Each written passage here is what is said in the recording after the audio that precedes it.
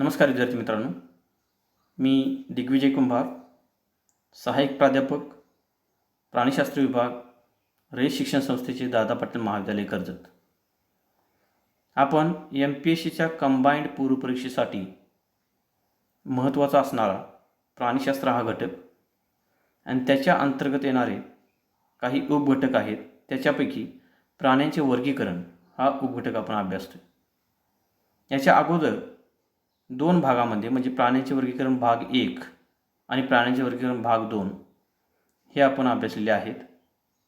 त्यामध्ये प्राण्यांचे वर्गीकरण भाग 1 मध्ये आपण वर्गीकरणाची व्याख्या आणि प्राण्यांच्या वर्गीकरणाच्या पद्धती, त्यामध्ये अरिस्टॉटल यांची कृत्रिम पद्धत, डॉब्झन्स्की आणि मेयर यांची नैसर्गिक पद्धत, रॉबर्ट व्हिटाकर यांची पंचसृष्टी पद्धत, तसेच जी प्राणीसृष्टी आहे ती प्रामुख्यानं कोणत्या मुद्द्यावर आधारलेली आहे त्या मुद्द्यांचं विश्लेषण आणि प्राणी वर्गीकरणाचे फायदे हे आपण अभ्यासलेले आहात.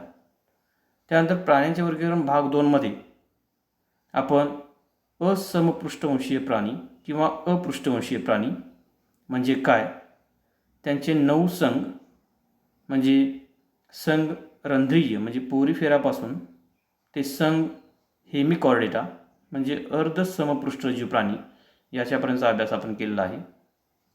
आज आपण प्राण्यांचे वर्गीकरण भाग 3 यामध्ये समपृष्ठवंशीय प्राणी म्हणजे काय, त्याचे काही उपसंघ, त्याच्या काही तुकड्या आणि त्याचे वर्ग आपण अभ्यासणार आहोत. तर या व्याख्यानामध्ये आपण समपृष्ठजीव प्राणी, त्यांचे 3 उपसंघ म्हणजे युरोकॉर्डेटा, सेफॅलोकॉर्डेटा, व्हर्टिब्रेटा, व्हर्टिब्रेटाच्या परत 2 तुकड्या म्हणजे जबडे असणारे म्हणजे ग्नॅथोस्टोमॅटा आणि जबडे नसणारे म्हणजे अज्ञाथा, यामध्ये येतात चक्रमुखी प्राणी, आणि जबडे असणाऱ्या प्राण्यांच्यामध्ये असणारे 5 वर्ग, त्यामध्ये मत्स्य वर्ग, उभयचर वर्ग, सरीसृप वर्ग, पक्षी वर्ग आणि सस्तन वर्ग. व्याख्यानाच्या शेवटी आपण मागील परीक्षेत विचारलेले काही प्रश्न अभ्यासणार आहोत. तर मित्रांनो, आपल्याला माहीत आहे की प्राण्यांच्या शरीरात आधार देण्यासाठी पृष्ठजीव नावाचा अवयव आहे किंवा नाही यावरून त्यांचे 2 विभाग पडतात. त्यामध्ये असमपृष्ठजीव प्राणी म्हणजे नॉन कॉर्डेट आणि समपृष्ठजीव प्राणी म्हणजे कॉर्डेट. तर हे जे व्याख्यान आहे त्या व्याख्यानामध्ये आपण समपृष्ठजीव प्राणी म्हणजे काय याच्यावरती अधिक भर देणार आहोत. मित्रांनो, समपृष्ठजीव प्राणी हे प्रामुख्याने 3 उपसंघामध्ये विभागलेले आपल्याला दिसून येतात. त्यामध्ये पुच्छ समपृष्ठजीव प्राणी किंवा त्याला आपण म्हणतो कंचुकयुक्त बाह्य कवची प्राणी, त्याच इंग्लिशमध्ये म्हणतात युरोकॉर्डेटा किंवा ट्युनिकॅटा. दुसरा जो उपसंघ आहे तो आहे शीर्ष समपृष्ठजीव प्राणी, त्याला म्हणतो आपण सिफॅलोकॉर्डेटा.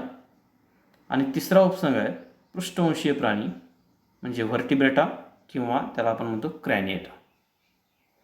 तर त्यामधला पहिला उपसंघ आपण पाहूया, पुच्छ समपृष्ठजीव प्राणी किंवा कंचुकयुक्त बाह्य कवची प्राणी, युरोकॉर्डेटा किंवा ट्युनिकॅटा. तर हे सर्व प्राणी सागर निवासी आहेत म्हणजे खाऱ्या पाण्यामध्ये आपल्याला सापडतात आणि यांच्या फक्त शेपटीच्याच भागात पृष्ठजीव असतो, म्हणून यांना पुच्छ समपृष्ठजीव प्राणी असं म्हणतात. फक्त शेपटीकडच्या भागामध्ये आपल्याला यांचा पृष्ठजीव दिसून येईल. याच्यामध्ये अनेक असे वैशिष्ट्य आहे की यांचं जे पूर्ण शरीर आहे त्या शरीरावरती एक संरक्षण कवच असतं आणि हे कवच असतं म्हणून त्यांना कंचुकयुक्त बाह्य कवची प्राणी असं म्हणतात. आणि त्या कवचाला इंग्लिशमध्ये ट्युनिक असं म्हणतात आणि ट्युनिक असतं म्हणून या उपसंघाला दुसरं एक नाव आहे ट्युनिकॅटा. यामध्ये तुम्हाला 2 आकृत्या दिसतील. पहिली जी आकृती आहे ती हर्डमानिया आणि दुसरी आकृती दिसेल तुम्हाला डॉलिओलम. तर हर्डमानियामध्ये आपल्याला एकदम वरच्या बाजूला म्हणजे अँटेरियर साईड म्हणतो आपण त्याला 2 छिद्र दिसून येतील किंवा 2 रंध्र आहेत. त्यापैकी पहिला आहे ते क्लोम रंध्र की ज्याला आपण म्हणतो ब्रँकियल ॲपर्चर, आणि जे दुसरं आहे ते अलिंद रंध्र की ज्याला म्हणतो आपण ॲट्रियल ॲपर्चर. या प्राण्याच्या शरीरावरती असणारं बाह्य कवच आपल्याला दिसेल. आणि पाद हा जो पार्ट आहे किंवा हा जो भाग आहे तो आहे पायाचा, किंवा हालचाल करण्यासाठी लागणारा जो अवयव आहे तो म्हणजे पाद, त्याला म्हणतो आपण पोडिया. डॉल्युरममध्ये सुद्धा हा प्राणी आतमध्ये तुम्हाला दिसेल आणि या प्राण्याच्या पूर्ण शरीरावर एक संरक्षक कवच तुम्हाला दिसेल. त्यानंतर पुढचा उपसंघ आहे शीर्ष समपृष्ठजीव प्राणी, सिफॅलोकॉर्डेटा. तर यातलं सिफॅलिक रिजन हा जो आहे तो म्हणजे डोक्याचा भाग आपण म्हणतो. हे प्राणी दिसायला लहान माशाच्या आकारासारखे दिसतात. हे सुद्धा सर्व प्राणी सागर निवासी म्हणजे समुद्रामध्ये राहतात आणि यांचा पृष्ठरज्जू संबंध शरीराच्या लांबी इतका असतो. ज्यामध्ये पहा की हा जो पृष्ठरज्जू आहे तो जसं आपण पाहिलं की युरोकॉर्डेटा या प्राण्यांच्यामध्ये तो फक्त शेपटीकडच्या बाजूला असतो, तसं ह्या प्राण्यांच्यामध्ये म्हणजे सिफॅलोकॉर्डेटा प्राण्यांच्यामध्ये हा पृष्ठरज्जू हा पूर्ण शरीराभर असतो, शरीराच्या लांबी इतका असतो. यांची ग्रसनी जी आहे ती मोठी असून तिला कल्लाविद्रे असतात आणि कल्लाविद्रे असणे हे सस्तन प्राण्यामधील किंवा आपण त्याला असं म्हणू पृष्ठवंशीय प्राण्यामधील माशाचा जो पार्ट आहे म्हणजे ज्याला आपण मत्स्यवर्ग असं म्हणतो, त्या मत्स्यवर्गामधलं एक गुणधर्म आहे कल्लाविद्रे. तर यामध्ये याला कल्लाविद्रे असतात आणि ह्या कल्लाविद्राच्या आधारे हे ॲम्फिऑक्सस प्राणी आपलं श्वसन करू शकतात. त्याचं उदाहरण दिलं आहे ॲम्फिऑक्सस. यामध्ये दिसेल तुम्हाला मज्जारज्जू, पृष्ठरज्जू, स्नायू आदिखंड, गुदद्वार, जननग्रंथी, आतडे, यकृत आणि कल्ल्यांचा एक मोठा भाग यामध्ये दिसेल तुम्हाला. आणि याच्या तोंडाकडच्या बाजूला म्हणजे माऊथच्या साईडला तुम्हाला छोटे छोटे ब्रिसल्स, केसासारखं स्ट्रक्चर दिसेल.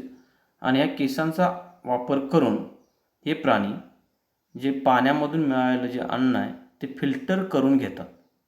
ते फिल्टर करतात, गाळतात आणि मग त्यांच्या शरीरामध्ये घेतात. आणि म्हणून याला फिल्टर फिडर असं सुद्धा इंग्लिशमध्ये म्हणलेलं आहे.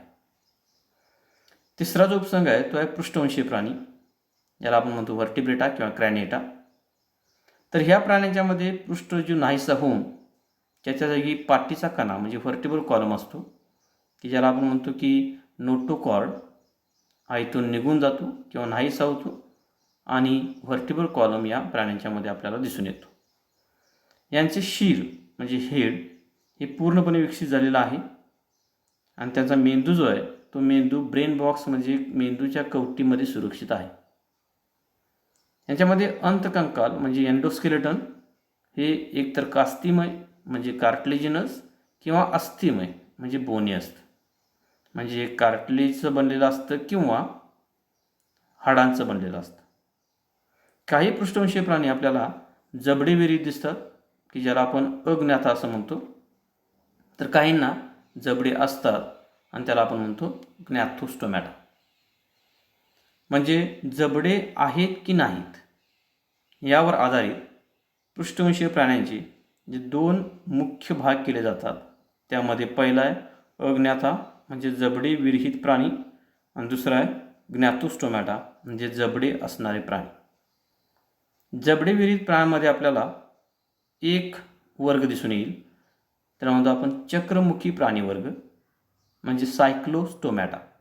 या ठिकाणी सायक्लो म्हणजे सर्क्युलर म्हणजे गोलाकार किंवा वर्तुळाकार आणि स्टोमा म्हणजे तोंड. म्हणजे या प्राण्यांच्यामध्ये जबडे नसतात पण तोंड हे गोलाकार किंवा वर्तुळाकार असलेलं आपल्याला पाहायला मिळतं. जबडे असणारे जे प्राणी आहेत त्यामध्ये ग्नॅथोस्टोमॅटा यामध्ये परत 5 वर्ग आहेत. त्यामध्ये मत्स्य वर्ग, पायसेस, उभयचर वर्ग, ॲम्फिबिया, सरीसृप प्राणी वर्ग, रेप्टिलिया म्हणजे सरपटणारे प्राणी, पक्षी वर्ग म्हणजे एव्ज आणि सस्तन प्राणी वर्ग म्हणजे मॅमिलिया. त्यामध्ये एक एक वर्ग आपण पाहूया. पहिला आहे चक्रमुखी प्राणी वर्ग की जो सायक्लोस्टोमॅटा म्हणतो आपण त्याला, जबडे नसणारे प्राणी. तर या प्राण्यांना जबडे विरहित असे चुशीमुख असते. चुशीमुख याची एक आकृती खाली दिलेली आहे पहा. चुशीमुख म्हणजे गोलाकार तोंड वर्तुळाकार तोंड. आणि हे प्राणी बहुतेक बाह्य परजीवी असतात. या गोलाकार तोंडाच्या साहाय्यानं हे प्राणी हे बऱ्याच वेळा मोठ्या आकाराच्या प्राण्यांना चिकटून राहतात. याची 2 उदाहरणे आपल्याला पाहायला मिळतील, पेट्रोमायझॉन आणि मिक्झिन. त्यामध्ये पेट्रोमायझॉनचं चुशीमुख आपल्याला दिसेल. मिक्झिन यासुद्धा अँटेरियर साईडला म्हणजे पुढच्या टोकाला एक गोलाकार तोंड आपल्याला असलेलं पाहायला मिळतं. जबडे असणारे प्राणी जे आहेत त्याच्यामध्ये प्रामुख्याने 5 वर्ग येतात. त्या 5 वर्गामध्ये पहिला वर्ग आहे क्लास पायसेस. तर हे प्राणी शीतरक्तीय असतात आणि समुद्राच्या पाण्यात म्हणजे खाऱ्या पाण्यामध्ये किंवा गोड्या पाण्यामध्ये आढळतात आणि सर्व प्राणी जलचर आहेत. यामध्ये पाण्याचा प्रतिरोध कमी करण्यासाठी यांचे शरीर दोन्ही टोकांना निमुळते असते. म्हणजे शरीर मध्ये किंवा मध्यभागी थोडं फुगलेलं आणि पुढच्या बाजूला आणि मागच्या बाजूला हे निमुळतं होत गेलं आपल्याला दिसून येतं, की ज्यामुळे पाण्याचा प्रतिरोध त्यांना पोहताना कमी होतो. यांचे बाह्य कंकाल खवल्यांच्या स्वरूपात असते, त्याला आपण एक्झोस्केलेटन असं म्हणतो. अनेक प्रकारचे खवले आहेत. त्यामध्ये सायक्लॉइड आहेत, टिनॉइड आहेत, गॅनॉइड आहेत, प्लॅकॉइड आहेत. अशा अनेक प्रकारचे खवले वेगवेगळ्या प्रकारच्या माशामध्ये आपल्याला पाहायला मिळतात. शक्यतो यांचं अंतकंकाल जे आहे ते एकतर कास्तिमय असतं म्हणजे कार्टिलेजचं बनलेलं असतं किंवा अस्थिमय असतं म्हणजे हाडांचं बनलेलं असतं. आणि याचं श्वसन जे आहे ते कल्ल्यामार्फत होतं. जे श्वसनासाठी असणारा मुख्य अवयव जे आहे तो आहेत कल्ले. आणि कल्ले असणं हे मत्स्यवर्गामधलं एक महत्त्वाचा गुणधर्म आहे. याची उदाहरणं आपण पाहूया.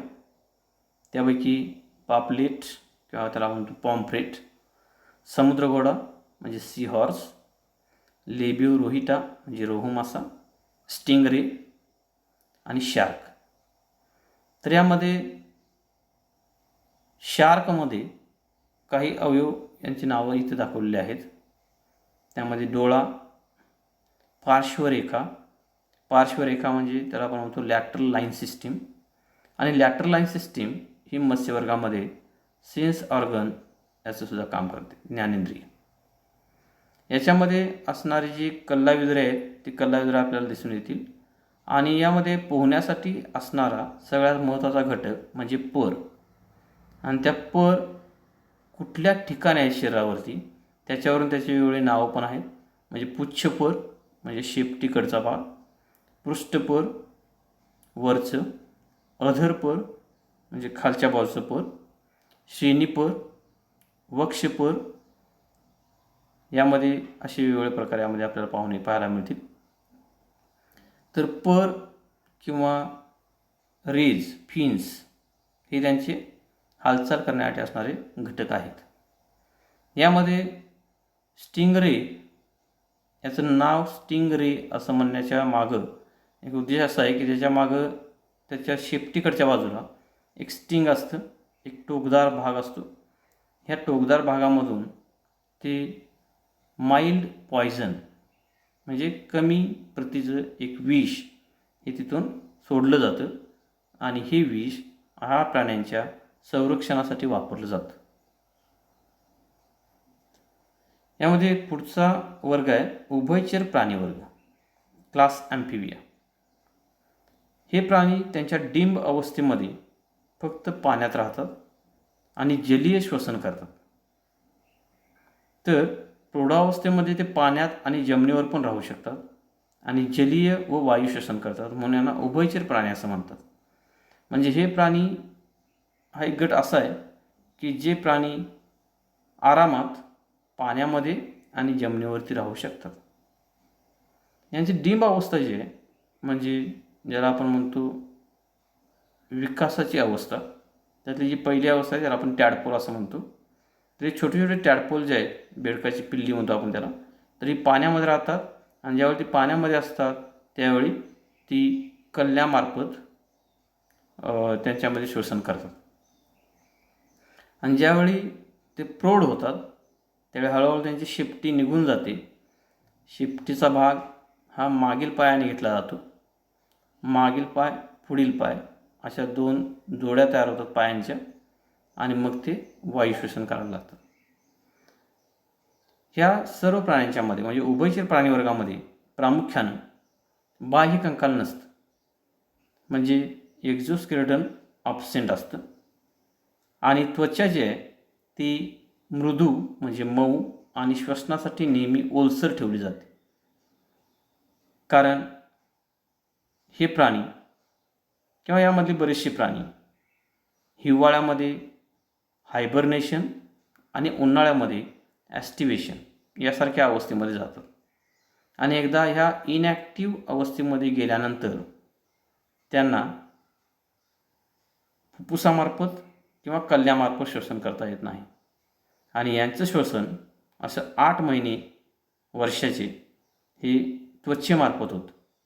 याला आपण म्हणतो क्युटॅनियस रेस्पिरेशन. आणि हे त्वचेमार्फत घडून येणाऱ्या श्वसनासाठी यांची जी त्वचा आहे ही नेहमी ओलसर ठेवली जाते. आणि त्वचेच्या आतल्या भागामध्ये केशवाहिन्यांचे मोठे जाळे तुम्हाला पाहायला मिळेल. यामध्ये काही प्राणी जे आहेत त्यांच्यामध्ये मान नसते, म्हणजे डोके आणि शरीर असे शरीराचे 2च भाग आपल्याला पाहायला मिळतील. मान नसते म्हणून यांचे डोळे बटबडीत असतात आणि त्यांना पापणे असतात. बटबडीत डोळे हे 180 डिग्री सेल्सिअस किंवा 180 अंश या अँगलमधून त्यांना पाहायला मदत करतात. प्रामुख्यानं मान ही जी आहे ती स्थिर व्यक्तीमध्ये सभोवताली पाहण्याचं काम करते. पण बेडकामध्ये मान नसते म्हणून यांचे डोळे जे आहेत ते मानेचं काम करून ठेवतात. यांची उदाहरणं आपल्याला पाहता येतील. बेडूक, इक्थायोफस आणि सॅलॅमँडर. हे जे 3 उदाहरणं आहेत ही परत त्यांच्या उभयचर प्राण्यांमधल्या 3 वर्गांची उदाहरणे आहेत. त्यामधला बेडूक जो आहे याला दोन्ही पाय आहेत, म्हणजे 2 जोड्या आहेत पायाच्या, पुढील पाय आणि मागील पाय. आणि यांच्यामध्ये शेपटी नाही. आणि यांच्यामध्ये शेपटी नाही म्हणून हा ॲन्युरा गटात येतो. ॲन म्हणजे ॲब्सेंट, युरा म्हणजे शेपटी, शेपटी नसलेली प्राणी. इक्थायोफिस जो आहे तो इक्थायोफिस याच्यामध्ये पाय नसतात, म्हणजे याला आपण म्हणतो लिंबलेस ॲम्फिबियन. आणि तिसरा जो आहे सॅलॅमँडर, तर या सॅलॅमँडरमध्ये आपल्याला पाहता येईल की यामध्ये पाय पण आहेत आणि शेपटी पण आहेत. तर आहे युरोडेलामधला प्राणी, म्हणजे ॲन्युरामधला बेडूक, त्यानंतर युरोडेलामधला सॅलॅमँडर आणि इक्थायोफिस, की हे 3 महत्त्वाचे प्राणी आपल्याला ॲम्फिबिया म्हणजे उभयचर प्राणीवर्गामध्ये दिसून येतात. तिसरा जो वर्ग आहे तो आहे सरीसृप प्राणीवर्ग, जे क्लास रेप्टिलिया. हे प्राणी उत्क्रांतिक्रमानुसार पूर्णपणे भूचर होऊन सरपटणारे पहिले प्राणी आहेत. म्हणजे पहिला जो वर्ग आपण पाहिला म्हणजे मत्स्यवर्ग, ते पूर्णपणे पाण्यामध्ये राहतात. दुसरा जो वर्ग आहे उभयचर, ते त्यांच्या गरजेनुसार पाण्यामध्ये आणि जमिनीवरती राहतात. पण पूर्ण जमिनीवरती राहणारा प्राणी म्हणजे सरीसृप किंवा रेप्टिलियापासून हे सुरुवात झालेली आहे. हे प्राणी शीतरक्ती असतात, त्याला आपण पायोकिलोथर्मिक असं म्हणतो. म्हणजे रक्ताचं असं विशिष्ट तापमान आपल्याला पाहायला मिळत नाही, तर यांच्या शरीराचं तापमान हे बाहेरच्या किंवा वातावरणातील तापमानाशी संबंधित असतं. या प्राण्यांची त्वचा कोरडी आहे आणि खवली आहे. यामध्ये बाह्य कंकाल जे आहे म्हणजे एक्झोस्केलेटन हे खवल्यांनी बनलेलं असतं. याची उदाहरणं आपल्याला घेता येतील. कासव आहे, पाल, साप, सरडा किंवा सुसर, घरियल किंवा क्रोकोडाईल, मगर. तर ही आपल्याला उदाहरणं प्रामुख्याने पाहता येतील. सापांची ओळख पटवण्यासाठी प्रामुख्यानं त्या सापाच्या अंगावरती कुठल्या प्रकारचे खवले आहेत याचा अभ्यास केला जातो. जे कासव त्याच्या अंगावरती एक संरक्षण कवच असतं, आणि सरडा याच्यासुद्धा अंगावरती तुम्हाला बरेचशा म्हणजे 8 ते 9 प्रकारचे खवले पाहायला मिळतील. त्यानंतर पुढचं आहे पक्षीवर्ग क्लास एव्ज. हे प्राणी जे आहेत ते उष्णरक्ती आहेत आणि ते त्यांच्या शरीराचे तापमान स्थिर राखू शकतात. जे आत्तापर्यंत आपण जे 3 वर्ग पाहिले आहेत त्यामध्ये मत्स्यवर्ग आहे, त्यानंतर उभयचर प्राणी आहेत, त्यानंतर सरपटणारे सरीसृप प्राणी आहेत. हे तिन्ही प्राणी शीत रक्ताचे प्राणी आपल्याला म्हणता येईल. आणि हे जे प्राणी आहेत पक्षीवर्ग आणि सस्तन प्राणी या 2च प्राण्यांच्यामध्ये त्यांच्या शरीराचं तापमान स्थिर राखू शकण्याची गुणधर्म आहे आणि म्हणून हे उष्णरक्ती प्राणी आहेत. याला आपण म्हणतो वॉर्म ब्लडेड ॲनिमल्स. हवेत उडताना हवेचा प्रतिरोध कमी करण्यासाठी यांचे शरीर जे आहे ते दोन्ही टोकांना आपल्याला निमुळतं असलेले पाहायला मिळतं आणि यांची अग्र उपांगे म्हणजे 4 लिंब जे आहेत ही पंखामध्ये परावर्तित झालेली दिसतात. म्हणजे पुढील पायांचं जे रूपांतर आहे ते पंखामध्ये होतं आणि यामध्ये मागील पाय म्हणजे पायांची एकच जोडी आपल्याला पाहायला मिळते. यांचे बाह्य कंकाल आहे म्हणजे एक्झोस्केलेटन हे पिसांच्या स्वरूपामध्ये असलेलं पाहायला मिळतं आणि जबडे जे आहे त्याचं रूपांतर चोचीत असतं. त्यामध्ये पक्षीवर्ग हे हवेमध्ये उडण्यासाठी त्यांच्यामध्ये बरेचसे अनुकूलन झालेले आहेत. त्यामध्ये काही मॉर्फॉलॉजिकल ॲडॅप्टेशन्स आहेत म्हणजे शरीराच्या बाहेरच्या बाजूला जसं आपण बघितलं की म्हणजे पंख तयार झालेले आहेत किंवा बाह्य कंकाल पिसांच्या स्वरूपामध्ये आहे किंवा चोचीमध्ये जबड्यांचं रूपांतर झालेलं आहे. हे सर्व मॉर्फॉलॉजिकल ॲडॅप्टेशनमध्ये येतं.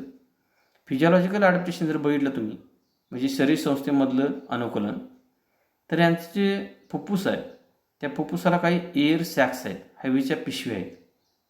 ह्या हवेच्या पिशव्यामध्ये हवा साठवून ठेवली जाते आणि ही साठवलेली हवा त्यांना रेस्पिरेशनसाठी म्हणजे श्वसनासाठी उपयुक्त होते.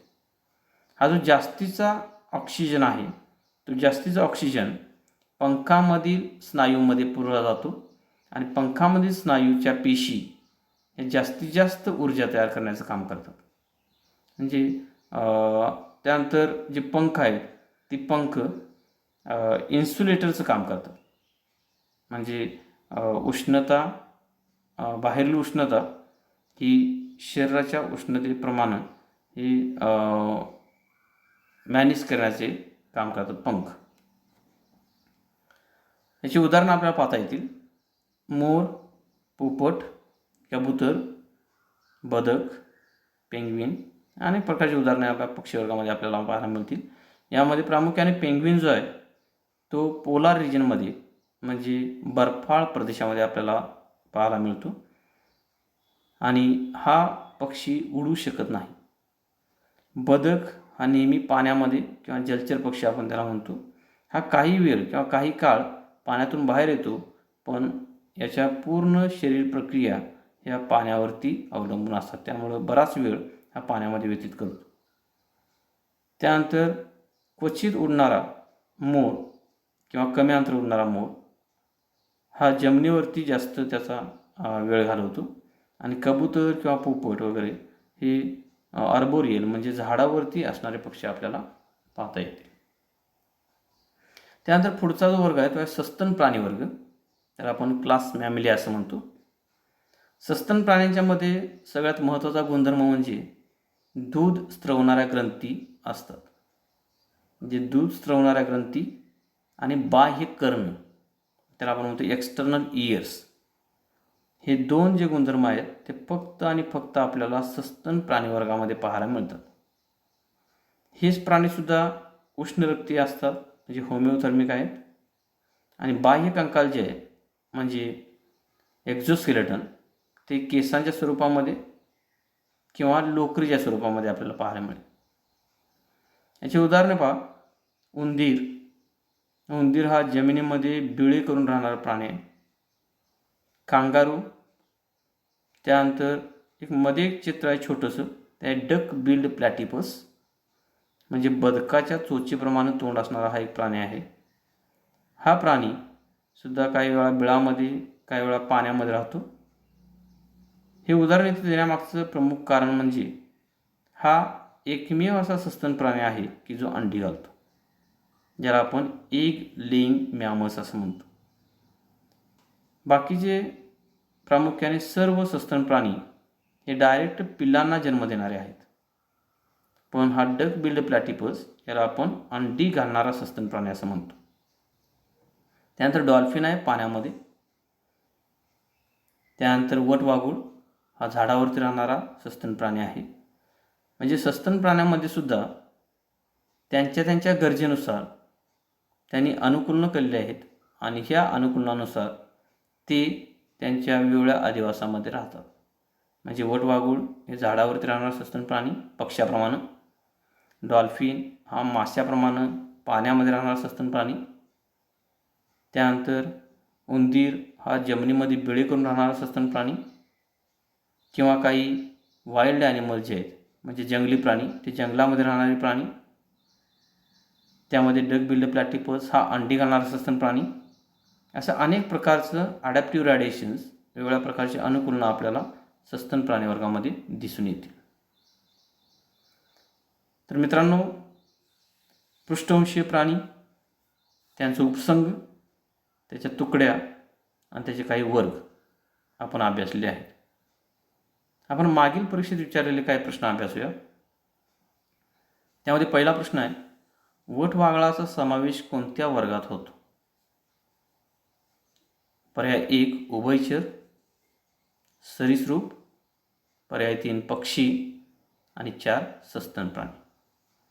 तर आपण आत्ताच पाहिल्याप्रमाणे वटवाघूळ हे झाडावरती राहणारा सस्तन प्राणी आहे.